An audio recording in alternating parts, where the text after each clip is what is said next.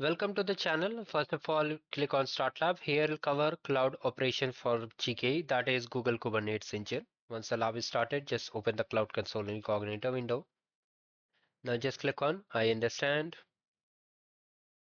Now here you can see this. Just click on it to activate the Cloud Shell button, means Cloud Shell.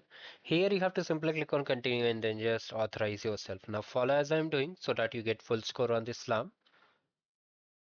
Once you have click on continue, after that simply authorize over here and just come to the lab instructions. So here we have to perform two tasks. First of all, we'll deploying the cluster and then after that we'll be just deleting a tear down of the cluster. First of all, we need to set the region. Come to the task number 1.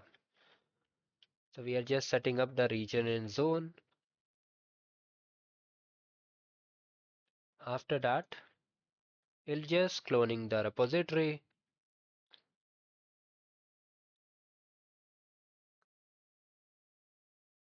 And after that, we'll be going into the directory of the GK monitoring tutorial. Now from here, what we need to do, we need to run this command to create a cluster. Okay.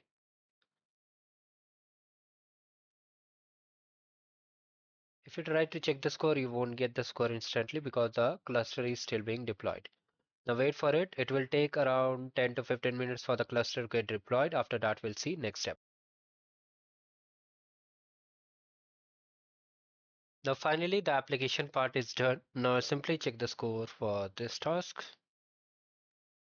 Now come to the teardown. So just run the teardown command.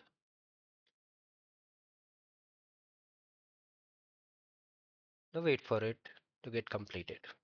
See, sometimes what happens if you try to check the score early, you get the score. Okay, if you're not getting the score, simply wait for some more time and then only end the lab.